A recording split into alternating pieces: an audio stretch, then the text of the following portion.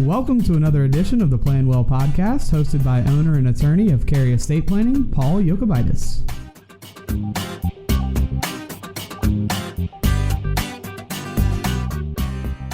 I don't know if I've met anybody in business in the last, I'm going to say 6 years, who is clearly so committed and driven to their vision for their business as Paul. And I know that's a bold statement because I meet a ton of people, but like the rise of his business has been nothing short of meteoric. That, like, when I met Paul, he was basically an associate at a small firm. He was made partner. Then he changed firms where he was also partner. Then he struck off on his own. And now he's got, like, what is it, 4 different offices, Paul? Yeah. Yep. And like several employees, adding people on, it seems like almost every month. And that kind of growth does not just happen. People have to have a clear vision and be really motivated and driven towards their goals to have that happen. So, and I also along the way got to make a really great friend and experience somebody that is not just a great businessman, but an incredible family man too. He's had 2 boys along the way during the course of that time, and he's a really devoted father and all around smart guy. So I am grateful that he let me twist his arm into coming here today. It's been a minute since Paul came and spoke with us. Without any further ado, I'm going to hand it over to Paul Yokobitis, everybody. Awesome. Thanks so much, Scott, for the introduction. That was great. BNI 4.5 years ago is when I first joined, and that's when we met. And I was an associate, sort of doing all the things, right? When you're the low man on the totem pole, brand new lawyer. I think I'd been practicing about 2 years at the time. Was doing a little bit of everything for a small firm here in Cary. Eventually focused on overall legal planning, which included a lot of business law.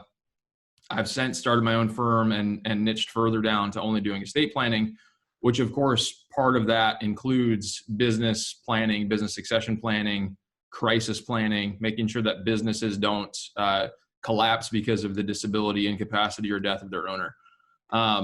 But with business success requires planning. The same is true for business succession, right? So we want to make sure that if you've got something to protect and something that's going to exist without you, that the proper mechanisms are in place to allow that to happen. So the first and probably most important aspect of this to understand is that everybody who is an entrepreneur or business owner has kind of an added level of planning importance. Everyone in this world needs basic personal planning, which would be, foundational estate planning concepts like a last will and testament, like powers of attorney, to help make sure that your rules will always control, that the people who you want to help you out will have the legal authority to do that if you become incapacitated unexpectedly or expectedly, or if you were to pass away, again, unexpectedly or expectedly. So the added level of planning for business owners is that you've got maybe nuanced assets, maybe you've got an ongoing concern, maybe you've got an entity that exists without you, right? And so it's important to understand that these concepts are not unique to business owners. They're just being utilized in a unique way to take into consideration the needs of business owners, right? So where that starts is really understanding what you actually know, or what you actually own, rather, sorry. So do you own a business, or do you own a job? The difference is, does it work without you? Does it succeed you? Is there something that exists without you running the ship on a day-to-day basis? And so what I mean by that is there's plenty of entrepreneurs, and it doesn't make you any less of an entrepreneur if you don't have a formal entity. And it doesn't make you any less of an entrepreneur if you're working within a larger structure as a 1099 or a sole proprietor. But does that business exist without you? So the common business owner that we run into are going to be consultants or realtors or people who truly work for themselves, but they are the business. They are the engine. And so without that person there on a day-to-day basis, the business doesn't make revenue. If the business doesn't make revenue, the business doesn't exist, right? So when we conceptualize what is it that you own, there's nuances there, but we generally have a situation of, are you formalized in the form of an entity? Do you have an LLC or a corporation? Is it a professional entity? And within that, does the entity own your business assets? Does the entity own your accounts, your equipment? And if that is the case, then you don't own it, right? You own the entity. You own the LLC membership interest, or you own the corporate stock. And the difference or the distinction there has significant impact on your wealth succession or business succession strategy. Because when you're a sole prop or a 1099 and everything is under your name, DBA or without a DBA, you truly own it personally, right? And so in that sense, it's more likely, now there's always exceptions to this rule, it's more likely that what you own is a job. It's less likely that you have employees on payroll. It's less likely that you have a formalized office ownership or corporate assets ownership, more likely that you own everything in your own name. And when that's the case, it's treated a lot like your personal assets for a wealth succession strategy standpoint. So when you own a business, there's a lot of added planning that's needed, right? Because when you own a business, the business is its own thing. If anybody remembers the Citizens United case a few years ago, Supreme Court says that businesses have their own First Amendment rights. That's because businesses are supposed to be their own personhood, their own citizenship, right? Now they can't vote, but they have an existence outside of just your ability to do things on a daily basis. So what that looks like is creating mechanisms for control and for authority in your absence. And so sometimes that's transitioning ownership of the actual stock or LLC membership interest if you pass away. And sometimes that's having corporate governance and authorities in place or powers of attorney to be able to vote your shares, to be able to sign checks, to authorize payroll, those sorts of things if you are unable to. And that may be because of inconvenience, like travel. Maybe you're hiking a mountain like Joe Matz, or maybe you became incapacitated, right? You're in an accident, or heaven forbid, COVID, right? We don't really know what the day-to-day looks like and what sort of risks can come up. But the importance is planning for kind of all of the above, right? I can't tell you how many clients I've had who are the survivor of a business owner, the surviving spouse, the surviving kids of a business that lacked planning, that lacked formalities, that the business no longer exists. And it should be clear why, right? Because there lacks authority to continue to conduct the business, right? I've had auto shops die. I've had pest control companies die. I've had personal service companies die. And it just so happened to be that there was a total lack of planning for those circumstances, right? Whether that was the disability or incapacity of the owner, or there lacked anybody with corporate authority once the owner died, right? Unfortunately, when you own a business that is a business and is formalized in an entity, it will likely, without additional planning, be wrapped up in probate. That's just how things work without additional planning. So like my entity is a PLLC, professional limited liability company. Professional because I'm a lawyer, limited liability company because that's the preferred entity for the way that I run my business. So what I actually own is not these computers and equipment and furniture around the house. I own the LLC, right? North Carolina treats that as personal property. And pretty much every piece of personal property is going to be part of probate, but for some sort of transfer mechanism to the contrary, right? So when we look at the actual planning that surrounds entity ownership or business operations, it comes in really two different forms. And it's really time bound or circumstance bound. One is going to be while you're here, but maybe incapacitated or unavailable. The other is after you're gone, right? So we usually call the former crisis planning. And that's a situation where unexpected circumstances have happened and the business owner is unable to conduct the affairs of the business, right? So if you think about the things that you do on a day-to-day basis, if someone else is not able to do that for you, it might grind your business to a halt, right? So there's practical day-to-day things, and then there's legal day-to-day things, right? So for instance, I'm planning to take the last week of the month off. So we're planning ahead the sort of practical things that are on my plate that I do on a day-to-day basis, like going to the bank, right? Going to make deposits. That's a practical thing. But the reverse of that is cutting checks, right? Does anybody else have signature authority for your accounts or corporate authority to actually conduct the financial affairs of your business? So when we talk about crisis planning, it's always unique to the needs of the business itself, but it usually means corporate governance, some sort of corporate resolution that appoints someone like a key man or a key woman to conduct the business affairs in your absence. That could be incapacity or inconvenience. Doesn't really matter. They have corporate authority to conduct the affairs of the business. The other may be signature authority, right? Are they a joint signer on checks for the bank account? Do they have a secondary credit card to run expenses in your absence? And then the third is going to be powers of attorney. And that's going to be the actual ability to stand in the owner's place to act on their behalf, right? As if they were in their shoes. That could be voting shares, could be selling assets, could be selling the company itself. But it generally has to be in place with something like a power of attorney to have that corporate authority if the owner owns everything, if the owner is the 100% member.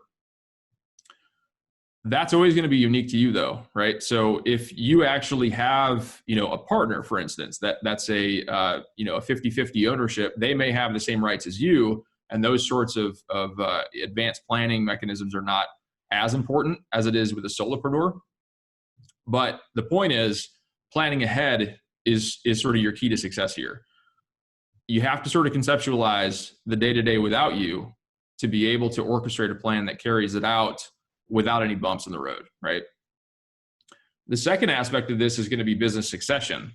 So with business succession, it usually comes in three forms. First is going to be internal succession. Is there someone within your business who could be your heir apparent, right? Transitioning the business internally to a junior partner or another employee or general manager, somebody else who has the business acumen, the day-to-day operational excellence to be able to carry on where you left off, right? And so when those sorts of objectives are in place where we want to facilitate that sort of succession, we have to put in place things like buy-sell agreements, like business continuity planning, right? Sometimes we're doing life insurance products to basically fund that sort of transition. Sometimes we're doing promissory notes in the event that a business owner is uninsurable, right? And which is not uncommon. But the legal formalities that back that up are basically going to be a written agreement between two parties as to how assets and ownership will succeed you. And it can be on whatever terms you want. That's sort of the beauty of advanced planning is it's effectuating your ideal outcome and whatever makes sense for the two parties involved. You can also have external buy sells where maybe you have a competitor who's in the same market as you, where you come to an agreement to buy the other out if one of you passes away. Dentists do this a lot because they're often sole props or solo owners and would benefit from basically taking over the practice and the patients of the other dentist. Obviously, this isn't going to be the case if you're incredibly competitive and not collaborative. But most, at least professional industries, require some sort of succession strategy to be in place, at least a coverage obligation. Lawyers are no different. We generally, on our liability insurance, have to have somebody who will at least transition and close all of our files. Now, that might not be taking over the business, but it may be sort of pinch hitting to basically wrap things up if something happens to the owner.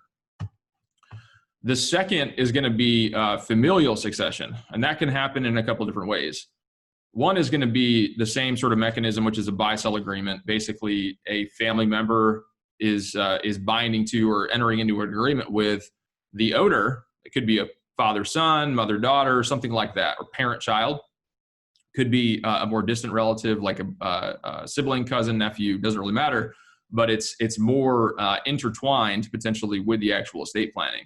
So it could be a buy-sell agreement that basically sets out the terms of the purchase of the entity itself, and more specifically the ownership of the entity, so the corporate stock or the LLC membership interest, and the terms upon which that would happen. A lot of times we're seeing 5 or 10 year promissory notes that basically pay installments over time from the revenue of the business so that it doesn't require significant liquidity on the part of the buyer upon death. Another, obviously, we talked earlier about life insurance. That's sort of a secondary liquidity mechanism that you're sort of paying premiums for along the way to fund the purchase price, right? That would normally be sort of an all-at-once proposition depending on the amount of insurance.